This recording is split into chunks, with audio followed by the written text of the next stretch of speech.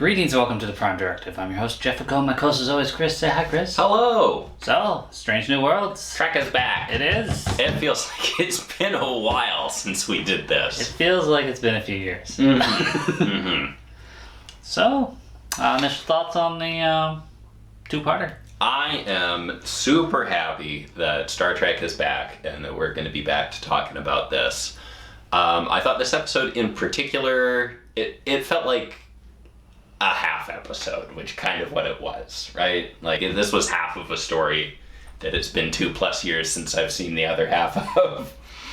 And just my experience just watching it was that it was just kind of fine. Yeah. It was alright. I worry with the lack of, discovery that my complaints will now shift to the only Trek that I have now. So I felt there were some underdeveloped things in this. Yes, it was interesting that this was a two-parter, and it felt like this part felt very rushed. Yeah. And I don't think the first half did. I think the first half was a lot of setup, and this one felt like it needed a bit more room to breathe, or it needed to have one aspect cut from it so that other things could have had more space. Yeah, even the last episode felt like it had a lot of familiar setup. It's like, oh, we're on the planet, it's being invaded by the Gorn, we gotta hide. Mm-hmm. And we did that. And that was a fairly simple thing. Yeah. But there was a whole bunch of different stories going on in this one. Yeah. In fact, it took them so long to get back to the Gorn ship that I was like, oh yeah, I forgot about this. Mm-hmm. Holy crap! My hand! Half my hand is freaking gone! Look at me. Erica, look at me. Look at me. Relax. It's going to be okay. It's going to be okay. Episode starts out, they're being shot at. They managed to come up with a way to track the Gorn ship because they transported all the colonists and some of their team away. Mm-hmm. And so they ram it. Mm-hmm. Did some damage. That was pretty cool, though. Yeah. That was cool ramming speed. Yeah, and then they shot a couple of fake photon torpedoes with tracking devices in them, as you do. I'm going to have to look up if that material or whatever has been used before. I know in the Abrams movies, Spock tracks Uhura with some sort of fancy metal in her necklace. Yeah. I don't remember what it was called. Well, if you can figure it out, and it hasn't, maybe we could invent it. How do you know we didn't? How do you know? Yeah. Warp back, talk to April. Mm-hmm. And he's just like, and Gorn, we got. They drew a line. We gotta fight them. Unofficially, though. Yeah. Fuck them up. That's the best part of this is Pike's long standing with April. It's just like it's like Forrester in Enterprise, where Forrester's just like, I have to follow these policies and all this, so I'm gonna look this way. I'm gonna look over here. I trust you, Jonathan. And maybe when I turn around, the problem will be solved. Yeah, we got no Jellicoe yet. No, none of those yet. Yeah, there was that tribunal episode. Maybe there's a Jellicoe in there we'll get again. Look, it's a tough situation, but we have to manage it one piece at a time. There are innocent lives at stake. And I get that, but it's happening outside of our jurisdiction. Oh, come on, Look, apart from your reckless dogfight, these attacks do not involve the Federation. They go back to the Gorn system area that they followed. They did a lot of trackings and stuff. Figured out where these two suns are. Chapel and Spock are working on carrying Captain Batel. And then they end up with the idea that treating Captain Patel's not working, so they're going to try and mess with the Gorn. Well, they just decided to feed the Gorn. It's like, you're just feeding the problem. They're going to grow bigger and stronger now. And that's kind of interesting, because, thematically, that's what we were talking about, what April and Pike were arguing about, and Pike was just like, if you just let this sit there and ignore them, they're just going to keep taking and taking and taking. You got to go in there and do something about it. But then the medical problem is just like, well, we're just going to feed this Gorn, and then we're going to take the exact opposite situation. The thing I didn't like about the Gorn is they reproduce by spitting on you. I was just like, that never did it for me. I just didn't like that explanation. Is there some biological thing on Earth that does that? Maybe. But I do think that is kind of sloppy writing. Like your themes within the episode should play into each other, and those were, those two things had completely different takes on appeasement. So I mean, I don't think it was intended to be read that way, but I think it really can be. Hey, there's been so little Trek content, you have to delve and take everything you can from it. I'm gonna do it. Everything you can. The way that Sam looked at Lalonde, and he's like, I ain't taking no shit from the Gorn. Could read into Speaking of taking shit from the Gorn. Yeah, they got their guns out of the shit.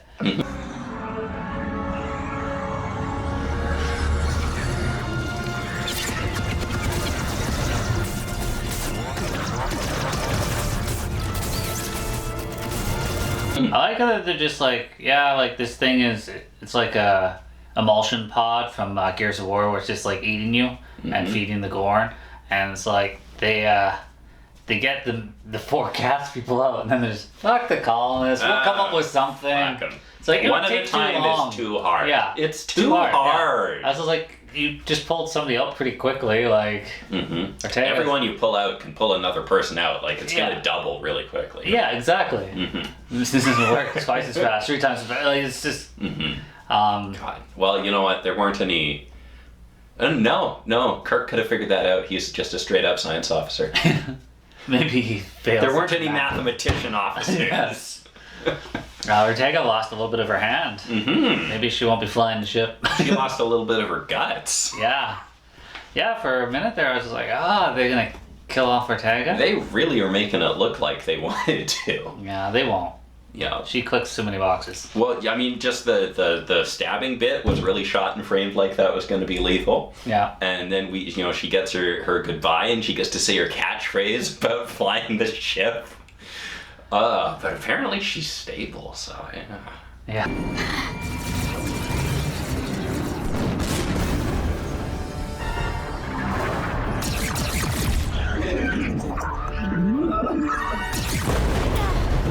The whole singularity slingshot, it looked like, where they just fly off to their little Gorn homeworld and hang out.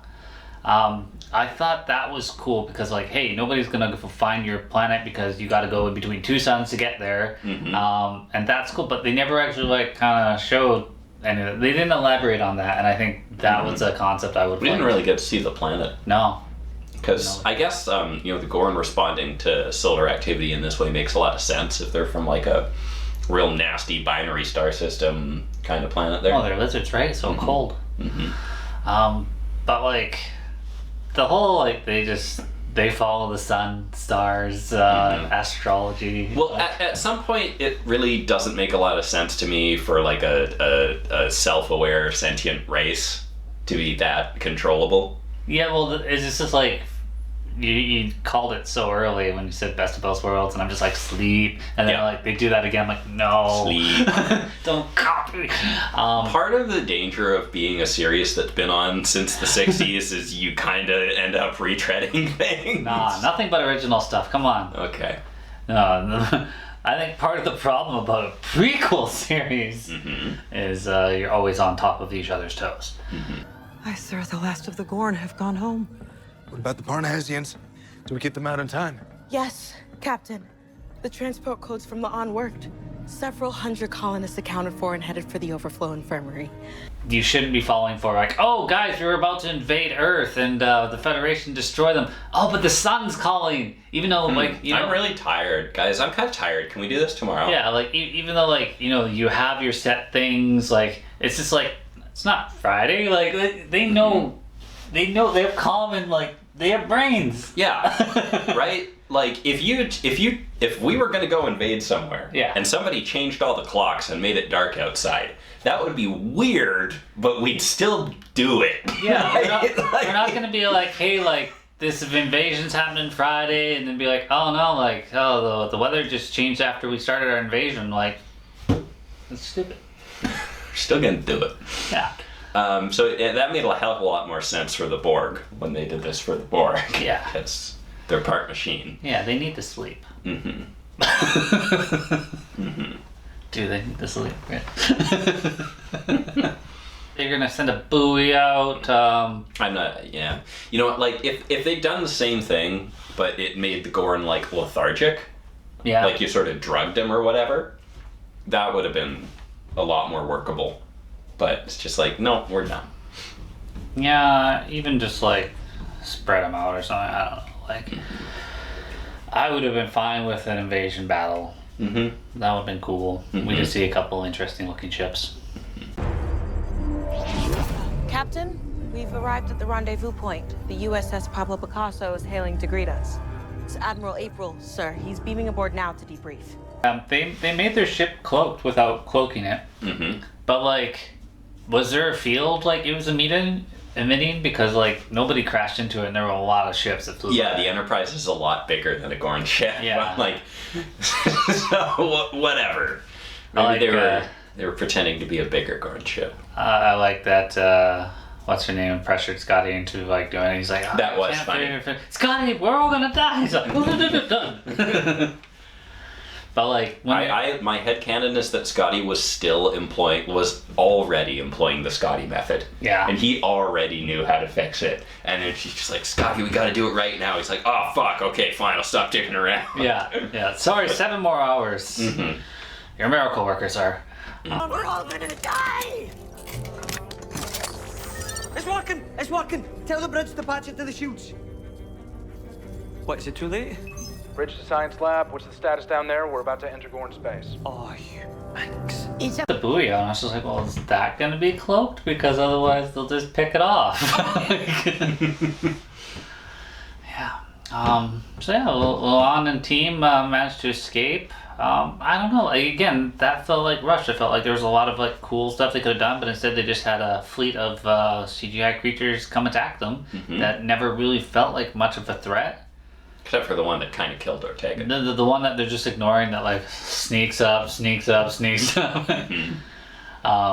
Yeah, so to me, the Gorn are supposed to be scary and big and be able to wrestle you.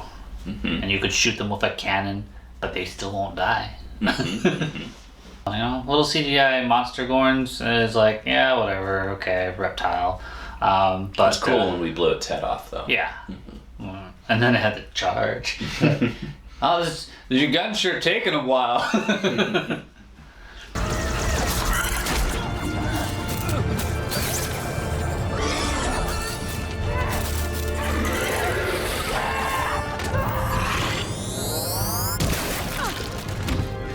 You know, every time we're on an away mission, like some serious dangerous place like that, I'm like, no, not Sam. You can't kill Sam. You can't. Turning the Enterprise into kind of a sun, and don't mind the goofy Star Trek science there, because that's the kind of goofy Star Trek science we do a lot. But I do think the result's weird. Yeah. Yeah. Mitchell didn't leave her post, even though she's tired. She was like, not till they're all back. And he was like, all right. Damn, that could be like a week. I'm just saying, like, that's a court-martial offense. You're ignoring my order. We're all ignoring orders today. Yeah. And they're just like, yeah, we didn't want to pay for an extra anyways. And you know what? It's an hour episode. We're halfway through, so you might as well stay. Yeah. It's like 10 seconds later, beep, beep, beep. Oh. Oh, and we had taken it way back to the start, but we do have a new intro for this season with a couple new scenes in the same intro. Yeah. I think we both mentioned the new scenes look a little worse, I think. I just feel like it's too AI-esque. Just looks not so polished. It doesn't look quite the same. Yeah, like Voyager looked fake when it was like flying through stuff, but like at the time it was state of the art. Yeah. But yeah, there were shots where it's just like, I don't know, like I know people that could probably do that on their computers at home.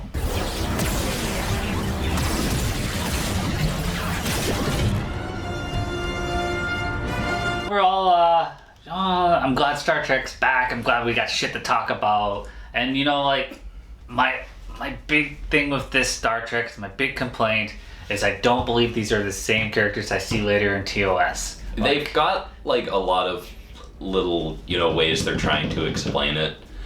And again, something that we talked about before is like, I think basically every time Star Trek gets too into trying to explain its own canon, like it's just kind of a mess. Like, this is why every species looks humanoid. This is why the Klingons from TOS look like that. stop. Yeah. This is why Spock was kind of weird in the unaired pilot. Just like it's because it's an unaired pilot. Just stop. Yeah. No, I just feel like certain characters are fine. Like you didn't know enough about them. That's perfectly fine to elaborate. Yeah, on do them. whatever you want with them, Banka, right? Yeah, but like when they started bringing in like all the others, I was like, you don't need to bring Uhura in. You don't need to bring Chapel in. You don't need to like I wanted its own like kind of early on crew. Mm-hmm. And then like maybe near the end like because we know Pike and Spock serve together. Yeah. So that kind of has to happen. But like for Chapel and Uhura, I feel like they both need head trauma to go to become the characters they were in TOS. And it's not like they were brain damaged characters, but like they didn't have like super ambition. Like Chapel right now should be a doctor, a leading scientist, because she gets shit done. She just like the only person to solve this Gorn issue whatsoever. Like she is not, I'm gonna be a nurse for the rest of my life on this ship. I don't see her as a soup delivering kind of character. Yeah. Right? And Uhura just like, I just do the commute. No, like she's been coming up with shit constantly. Like she would advance so far in her career. Like that's the thing. Today, these are the characters that I want to see. I want to see strong women that are completely capable of doing that. And it's not that like Nicholson and all Nichols or whatever and all the others, Jello, who are not like strong, but like they inspired the future. Like there's a reason these characters are strong now because they inspired astronauts. Female astronauts went in space because of them. Sure. And like if you're writing a show today and your characters look like 60s Uhura and 60s Chapel, then you're just writing bad characters. Yeah. But it like there is sort of a tension where you're doing a prequel to a show from the 60s with these characters. And it's, I don't really have a problem with it. Like, I'm okay with a degree of reimagining. Like, I can suspend my disbelief.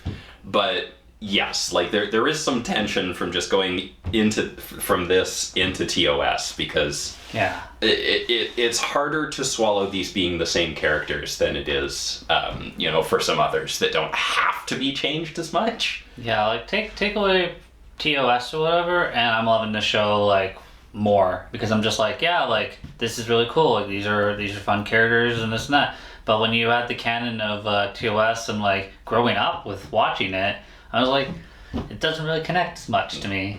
Like for me, I think that's a fairly minor thing, but like yes, I recognize that it's there, and we're not going to be doing a Star Trek reboot movie kind of thing where Uhura just outright speaks Klingon. I don't think we're going to be doing anything like that. I think it's going to happen. But the characters we're being given are in a lot of ways sort of at odds with some of the limitations that you saw in previous 100%. series. I don't know. We're talking about more of the show as a whole than the episode now. Yeah. But like, well, we're back, so we might as well cover it now. Yeah. Otherwise, I'll just slowly trickle them all in throughout the season. Let me get it out.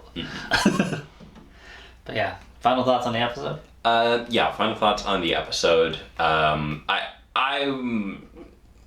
wanting to see where we go for episode 2 here now that we're kind of done with the crazy high stakes adventure. I can't believe they said sleep. Super high stakes is usually where Star Trek's at its weakest. Yeah. Like there have been some really good instances. Are you telling me you don't enjoy the movies, sir? There have been some really good high stakes episodes like Best of Both Worlds and like a lot of Dominion War stuff from Deep Space Nine, but especially recently when we're getting away from smaller character driven stories, I think it's fallen flat a lot. Yeah. So I'm expecting something smaller and calmer for episode 2. Yeah, I expect a comedy. I can't believe like you would leave out the season finale of Lower Decks. That's pretty high stakes, Chris. High stakes does not get bigger than galaxy collapsing. Yeah, but there were so many others. There were so many other universes. It was fine. Perhaps we were looking at this from the wrong perspective. Instead of operating on Batel, what if we treated the Gorn inside of her? We know they emerged to feed. What if we feed them? We got several more seasons of this. 4 and the 5th season's a half season.